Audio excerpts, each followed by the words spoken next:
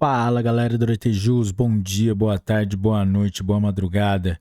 E aí, como é que vocês estão? Tudo certo? Galera, hoje nosso convidado especial serão os destaques do informativo número 791 do Superior Tribunal de Justiça, que foi publicado hoje, dia 18 de outubro de 2023. Galera, mas antes de começarmos, vamos para a nossa formalidade, para a nossa liturgia de deixar o like, se inscrever no canal, ativar o sininho para receber as notificações, compartilhar com seus melhores amigos, deixar aí pra gente 5 estrelas no Spotify, que é muito importante pra gente, para as plataformas e os algoritmos entenderem que o nosso conteúdo é de grande relevância. E também acessar a descrição do vídeo para acessar as playlists, os nossos arquivos disponibilizados no Google Drive e também acessar nosso segundo grupo de WhatsApp. E também, se você quiser ser um apoiador do canal, deixe o seu Pix para aretejus@gmail.com. Vamos lá? Direito Constitucional. Direito Processual Penal. O fato de as guardas municipais não haverem sido incluídas nos incisos do artigo 144 caput da Constituição Federal não afasta a constatação de que elas exercem atividade de segurança pública e integram o Sistema Único de Segurança Pública. Isso, todavia, não significa que possam ter a mesma amplitude de atuação das polícias. Processo habeas corpus número 830.530 de São Paulo, julgado em 27 de setembro de 2023. Galera, nosso time achou importante trazer as informações de inteiro teor desse julgado. Vamos lá? O fato de as guardas municipais não haverem sido incluídas nos incisos do artigo 144, caput, da Constituição Federal, não afasta a constatação de que elas exercem atividade de segurança pública e integram o Sistema Único de Segurança Pública. Isso, todavia, não significa que possam ter a mesma amplitude de atuação das polícias. Bombeiros militares, por exemplo, integram o rol de órgãos de segurança pública previsto nos incisos do artigo 144, caput da Constituição, mas nem por isso se cogita que possam realizar atividades alheias às suas atribuições, como fazer patrulhamento ostensivo e revistar pessoas em via pública à procura de drogas. O Supremo Tribunal, apesar de reconhecer em diversos julgados que as guardas municipais integram o Sistema Único de Segurança Pública e exercem atividade dessa natureza, nunca as equiparou por completo aos órgãos policiais para todos os fins. Não se pode confundir poder de polícia com o poder das polícias ou poder policial. Poder de polícia é conceito de direito administrativo, previsto no artigo 78 do Código Tributário Nacional, e explicado pela doutrina como atividade do Estado consistente em limitar o exercício dos direitos individuais em benefício do interesse público. Já o poder das polícias ou poder policial, típico dos órgãos policiais, é marcado pela possibilidade de uso direto da força física para fazer valer a autoridade estatal, o que não se verifica nas demais formas de manifestação do poder de polícia, que somente são legitimadas a se valer de mecanismos indiretos de coerção, tais como multas e restrições administrativas de direitos. Um agente de vigilância sanitária, por exemplo, quando aplica multa e autua o restaurante por descumprimento a normas de higiene, ou fazem exercício de seu poder de polícia, mas nem de longe se pode compará-lo com o agente policial que usa a força física para submeter alguém a uma revista pessoal.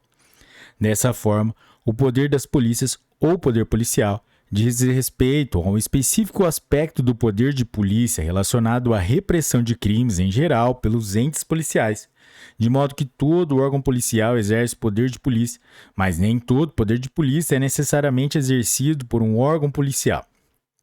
Conquanto não sejam órgãos policiais propriamente ditos, as guardas municipais exercem poder de polícia e também algum poder policial residual e excepcional dentro dos limites de suas atribuições. A busca pessoal, medida coercitiva invasiva e direta, é exemplo desse poder, razão pela qual só pode ser realizada dentro do escopo de atuação da Guarda Municipal.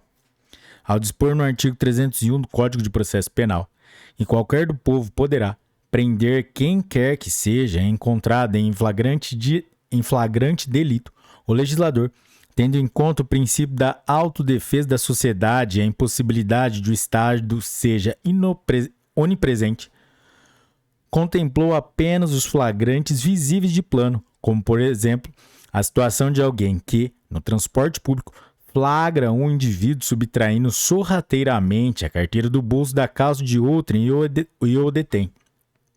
Distinta, no entanto, é a hipótese em que a situação de flagrante só é evidenciada depois de realizar atividades invasivas de polícia ostensiva ou investigativa, como a busca pessoal ou domiciliar, uma vez que não é qualquer do povo que pode investigar, interrogar, abordar ou revistar seus semelhantes. A adequada interpretação do artigo 244 do Código de Processo Penal é a de que a fundada suspeita de posse de corpo de delito é um requisito necessário, mas não suficiente, por si só, para autorizar a realização de busca pessoal, porque não é qualquer cidadão que é dada a possibilidade de avaliar a presença dele. Em outras palavras, mesmo se houver elementos concretos indicativos de fundada suspeita da posse de corpo de delito, a busca pessoal só será válida se realizada pelos agentes públicos com atribuição para tanto, a quem compete avaliar a presença de tais indícios e proceder à abordagem e à revista do suspeito. Da mesma forma que os guardas municipais não são equiparáveis a policiais, também não são cidadãos comuns, de modo que, se, por um lado, não podem realizar tudo o que é autorizado às polícias, por outro, também não estão plenamente reduzidos à mera condição de qualquer do povo. Trata-se de agentes públicos que desempenham atividade de segurança pública e são dotados do importante poder-dever de proteger os bens, serviços e instalações municipais, assim como seus respectivos usuários. Dessa forma, é possível e recomendável que exerçam a vigilância, por exemplo, de creches, escolas e postos de saúde municipais, para garantir que não tenham sua estrutura danificada por vândalos ou que seus frequentadores não sejam vítimas de furto, roubo ou algum tipo de violência, a fim de permitir a continuidade da prestação do serviço público municipal correlato a tais instalações. Nessa linha, guardas municipais podem realizar patrulhamento preventivo na cidade, mas sempre vinculados à finalidade da corporação, sem que lhe seja autorizado atuar como verdadeira polícia para reprimir e investigar a criminalidade urbana ordinária. Não é das guardas municipais, mas sim das polícias, como regra, a competência para investigar, abordar e revistar indivíduos suspeitos da prática de tráfico de drogas ou de outros delitos cuja prática não atente de maneira clara, direta e imediata contra os bens, serviços e instalações municipais ou as pessoas que os estejam usando naquele momento.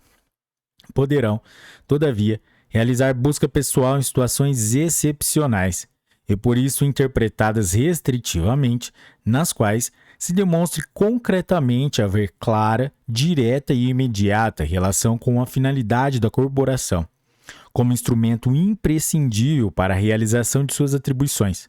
Vale dizer, salvo na hipótese de flagrante delito, só é possível que as guardas municipais realizem excepcionalmente busca pessoal se, além de justa causa para a medida, fundada suspeita, houver pertinência com a necessidade de tutelar a integridade de bens e instalações ou assegurar a adequada execução dos serviços municipais, assim como proteger os seus respectivos usuários, o que não se confunde com a permissão para desempenharem atividades ostensivas ou investigativas típicas das polícias militar e civil para combate da criminalidade urbana ordinária em qualquer contexto. No caso, guardas municipais estavam em patrulhamento quando depararam com o acusado em atitude suspeita. Por isso, decidiram abordá-lo e, depois de revista pessoal, encontraram certa quantidade de drogas no bolso traseiro e nas vestes íntimas dele, o que ensejou a sua prisão em flagrante delito.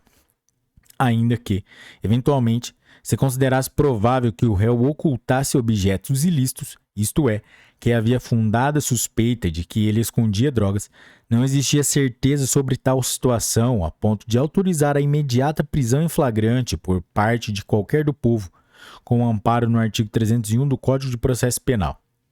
Tanto que só depois de constatado que havia drogas dentro do bolso e das vestes íntimas do abordado é que se deu voz de prisão em flagrante para ele, e não antes.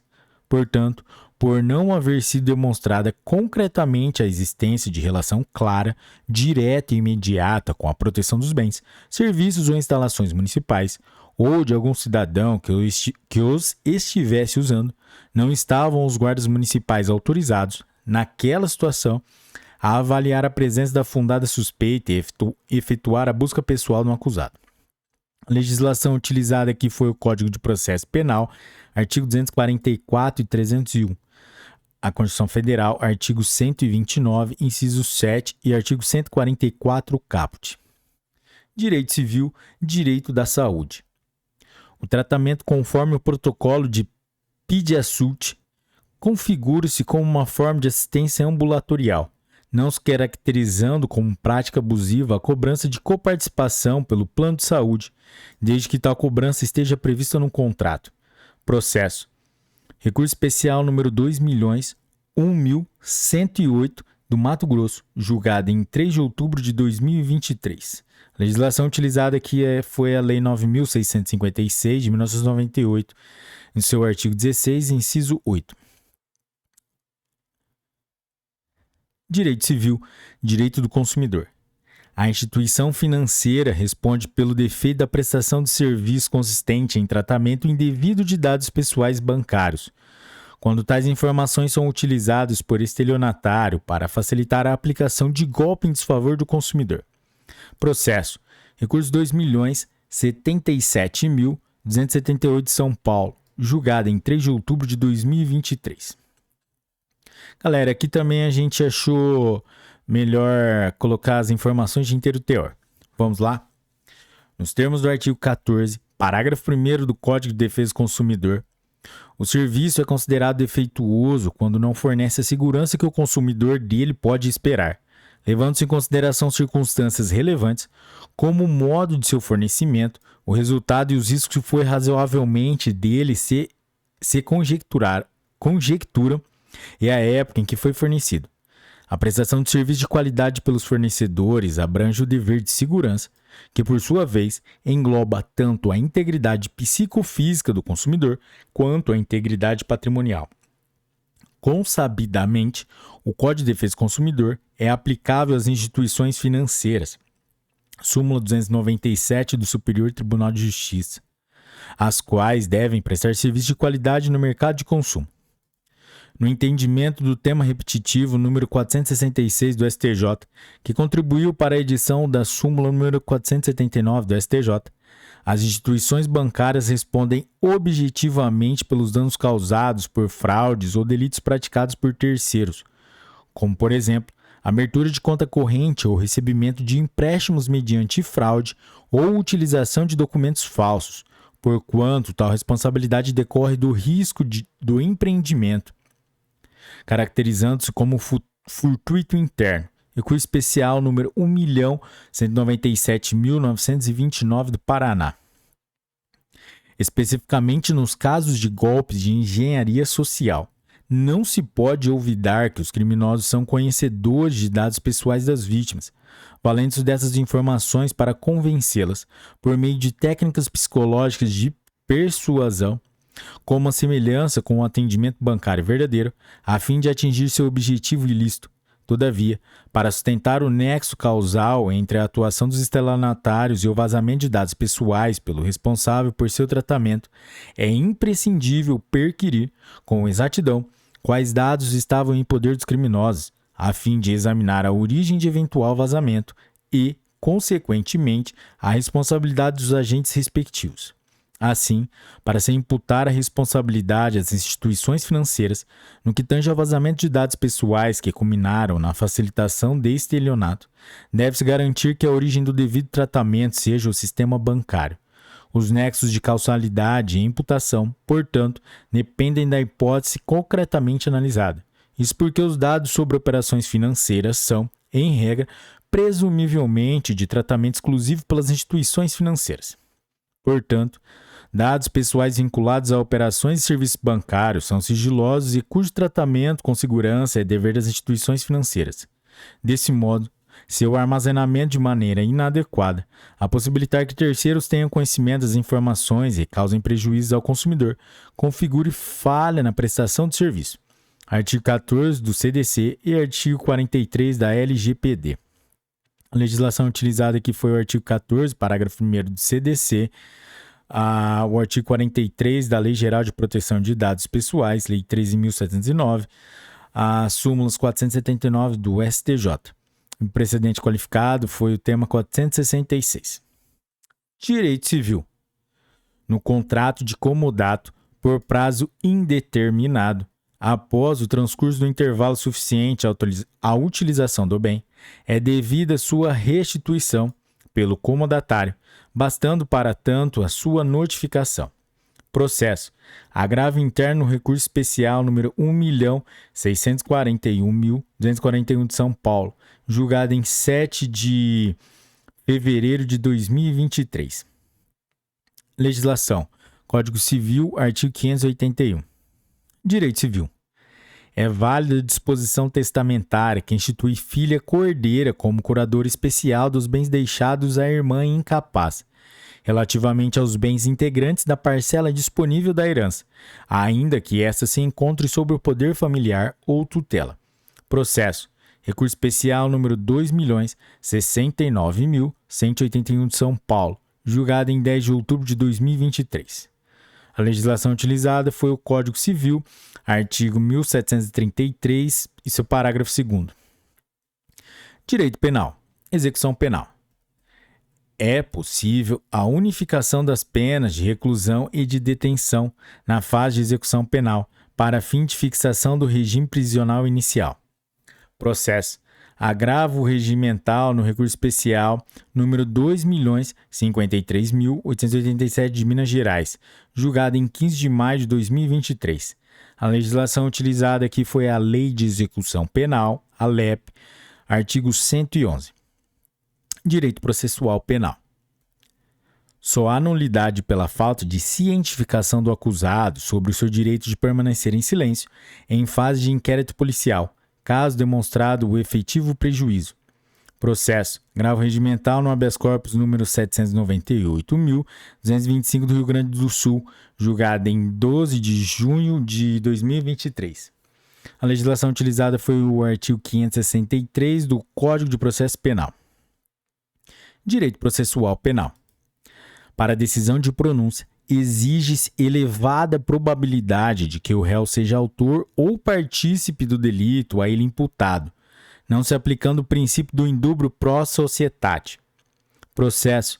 Recurso especial número 2.091.647 do Distrito Federal, julgado em 26 de setembro de 2023. A legislação utilizada aqui foi o artigo 413, caput e parágrafo 1º do Código de Processo Penal. Direito processual penal. Direito da criança e do adolescente.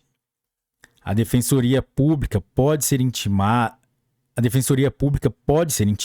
de ofício pelo juízo para prestar assistência às crianças e adolescentes vítimas de violência nos procedimentos de escuta especializada, sem que isso represente sobreposição inconstitucional às funções do Ministério Público. Processo. Recurso no mandado de segurança número 70.679 de Minas Gerais, julgado em 26 de setembro de 2023. A legislação utilizada aqui foi a Constituição Federal, artigo 134 e artigo 227 caput. ECA, artigo 88, incisos 5 e 6 e artigo 141. Lei Complementar número 80, artigo 4º, inciso 18. Lei número 13.431 de 2017 e Lei número 11.340, artigos 27 e 28. Galera, esse julgado a gente também achou por bem trazer as informações do inteiro teor. Vamos lá. Cinge-se a controvérsia a definir se a atuação da Defensoria Pública na assistência às crianças vítimas de violência representa sobreposição inconstitucional às funções desempenhadas pelo Ministério Público. A atuação do parquê como substituto processual da vítima na ação penal pública não se confunde com a atuação da Defensoria Pública no acompanhamento e na orientação jurídica de crianças e adolescentes em situação de violência, nem pode suplantá-la. Tal atividade não constitui, por si só, desempenho de munus de curadoria especial ou de assistência à acusação, mas atividade jurídica própria. na condição de custos vulneráveis, que é o núcleo da atual identidade constitucional da Defensoria Pública. A Lei Complementar número 80 de 1994 expressamente atribui às defensorias aos defensores públicos a função de defender os interesses individuais e coletivos das crianças e adolescentes. Especificamente, quando essas crianças e adolescentes são vítimas de abusos, discriminação ou qualquer outra forma de opressão ou violência, o inciso 18 do artigo 4º da Lei Complementar número 80 de 1994 determina que a Defensoria Pública deve atuar na preservação e reparação dos seus direitos, propiciando acompanhamento e atendimento interdisciplinar. A necessidade de atuação da Defensoria Pública no atendimento integral às crianças e aos adolescentes vítimas de violência tornou-se ainda mais evidente com o advento da Lei nº 13.431 de 2017, que determinou uma série de medidas que devem ser adotadas pelo Estado nessas situações, como o acesso da criança ou do adolescente à assistência jurídica qualificada, a qual está no âmbito da atuação da Defensoria Pública. A conduta de intimar defensores públicos para comparecer aos atos de escuta especializada em favor das vítimas de violência, bem como a postura colaborativa dos defensores que comparecem aos atos processuais e reúnem informações para propiciar a integral assistência jurídica a este grupo vulnerável, concretizam a integração operacional entre os órgãos do sistema Justiça e asseguram o acesso ao serviço da Defensoria Pública, nos termos do artigo 88, incisos 5 e 6 e artigo 141 do ECA. A integração operacional entre os órgãos do sistema de justiça tem como um dos seus objetivos evitar que a ineficiência de qualquer um desses órgãos comprometa o atendimento célere e diligente que deve ser dispensado às crianças e adolescentes vítimas de violência. Através da colaboração mútua, eventuais falhas de uma instituição podem ser supridas pela atuação de outra, guiando-se sempre pela premissa de que deve ser resguardado com absoluta prioridade o melhor interesse da criança. Não é eficiente impor ao juízo de origem que somente intime defensores públicos para comparecer aos atos quando houver pedido prévio e expresso da vítima. A intimação de ofício proporciona melhores condições de acesso à assistência jurídica integral ofertada pelos defensores públicos, que terão a oportunidade de esclarecer de forma mais efetiva à vítima as atribuições da Defensoria Pública e os serviços colocados à sua disposição. De outra parte, a presença da Defensoria Pública proporciona maior celeridade na adoção de medidas de proteção, o que está em linha com o dever de se conferir absoluta prioridade à defesa das crianças e adolescentes. Artigo 227, caput da Constituição Federal. Aplica-se, por analogia, o disposto nos artigos 27 e 28 da Lei 11.340, que asseguram à mulher em situação de violência doméstica e familiar o acesso ao serviço de defensoria pública em sede policial e judicial, mediante atendimento específico e humanizado. Uma vez que as crianças e adolescentes vítimas de violência integram um grupo socialmente vulnerável e se submetem a um microsistema de proteção de vulneráveis, deve ser assegurado também a elas o acesso ao serviço de defensoria pública, mediante atendimento específico e humanizado, em sede policial e judicial, aplicando-se a máxima de que onde há o mesmo fundamento deve haver a mesma solução jurídica, ubi eadem ratio ibi idem jus. Direito processual penal. Cabe à defesa técnica a análise de conveniência e oportunidade a respeito de eventual recurso, no caso de conflito de vontades entre o acusado e o defensor. Processo habeas corpus número 839.602 de Minas Gerais, julgado em 3 de outubro de 2023. Legislação. Código de Processo Penal, artigo 574, caput e parágrafo 1º. Direito tributário. Mesmo que o devedor aliene imóvel que sirva de residência sua e de sua família, deve ser mantida a cláusula de impenhorabilidade, porque o imóvel em questão seria imune aos efeitos da execução, não havendo falar em fraude à execução na espécie. Processo. Agravo interno no agravo do recurso especial número 2.174.427 do Rio de Janeiro, julgado em 18 de setembro de 2023. Direito tributário. A interpretação adotada pela Receita Federal do Brasil por meio da Instrução Normativa SRF número 243 de 2002 não viola o artigo 18 da Lei 9.430 de 1996. Processo: recurso especial número 1.787.614, São Paulo, julgado em 2 de outubro de 2023. A legislação utilizada que foi o Código Tributário Nacional, artigos 43, 97 e 100. Artigo 18 da Lei 9.430 de 1996, Lei nº 12.715 de 2012. Instrução Normativa 243. E os precedentes qualificados foi o tema número 445 do Supremo Tribunal Federal. Galera, é isso aí. Chegamos ao final do informativo número 791, com seus destaques, que foi publicado dia 18 de outubro de 2023.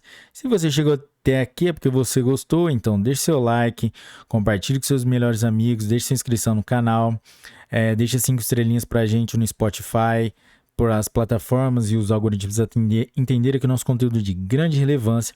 E também acesse a descrição do vídeo para ter acesso ao nosso grupo de WhatsApp, ter acesso a esse PDF.